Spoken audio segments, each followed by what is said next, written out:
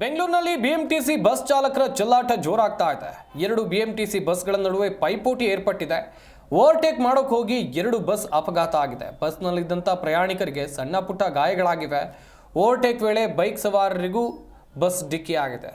ನೆಲಮಂಗಲ ಬಳಿಯ ಸೊಂಡೆಕೊಪ್ಪದಲ್ಲಿ ನಡೆದಿರುವಂಥ ಘಟನೆ ಇದು. ಮಾದನಾಯಕನಹಳ್ಳಿ ಠಾಣಾ ವ್ಯಾಪ್ತಿಯಲ್ಲಿ ಈ ಘಟನೆ ನಡೆದಿದೆ. ಬಿಎಂಟಿಸಿ ಬಸ್ ಚಾಲಕರ ನಿರ್ಲಕ್ಷ್ಯದ ಚಾಲನೆ ಮಿತಿ ಮೀರ್ತಾ ಇದೆ. ನಿನ್ನೆ ಬೆಂಗಳೂರಿನಲ್ಲಿ ಎಷ್ಟೆಲ್ಲ ಪ್ರಕರಣಗಳು ದಾಖಲಾಗ್ತಾ ಇವೆ ಗಮನಿಸ್ತಾ ಇದ್ರಿ. ನಿನ್ನೆಲ್ಲ ಮೊನ್ನೆ ಬೆಂಗಳೂರಿನಲ್ಲಿ ಒಂದು ಪುಟ್ಟ ಬಾಲಕಿ ಬಲಿಯಾಗಬೇಕಿತ್ತು. ಅದಾದ ಮೇಲೆ ಈ ರೀತಿಯಾದಂಥ ಘಟನೆಗಳು ಪದೇ ಪದೇ ಮರುಕಳಿಸ್ತಾ ಇದೆ. ರೋಡ್ನಲ್ಲಿ ಹೋಗುವಾಗ ಹುಚ್ಚಾಟ ಮಾಡೋದು, ಈ ಥರ ವಾಹನ ಸವಾರರು ಇವರಿಗೆ ಲೆಕ್ಕಕ್ಕೆ ಇಲ್ಲ. ಎರಡೆರಡು ಬಸ್ಗಳನ್ನು ಓವರ್ಟೇಕ್ ಮಾಡ್ಕೊಂಡು ಹೋಗೋದು, ಈ ದ್ವಿಚಕ್ರ ವಾಹನಗಳಿಗೆ ಗುದ್ದೋದು, ಈ ರೀತಿಯಾದಂಥ ಪ್ರಕರಣಗಳು ದಿನದಿಂದ ದಿನಕ್ಕೆ ಜಾಸ್ತಿ ಆಗ್ತಾ ಇದೆ. ನೀವು ಎಲ್ಲಿಂದ ಬಂದ್ರಿ? ತಾವರೆಕೆರೆಯಿಂದ ಬಂದಿದ್ದೀವಿ. ಗಾಡಿ ಎಲ್ಲಿಂದ ಬಂತು? ಇದು ತಾವರೆಕೆರೆಯಿಂದಲೇ ಬಂದಿದ್ದೀವಿ. ಎಷ್ಟು ಸ್ಪೀಡಲ್ಲಿ ಬಂದ್ರು ಅಂದಾಜು ಇವರು?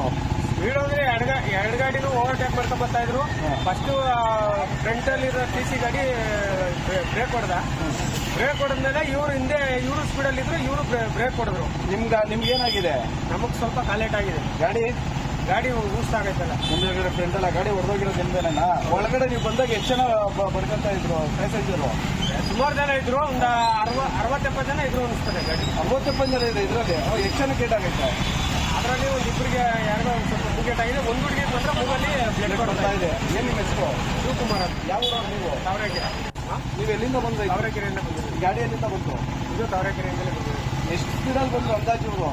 ಸ್ಪೀಡ್ ಅಂದ್ರೆ ಎರಡು ಗಾಡಿನೂ ಓವರ್ಟೇಕ್ ಮಾಡ್ಕೊಂಡು ಬರ್ತಾ ಇದ್ರು. ಫಸ್ಟ್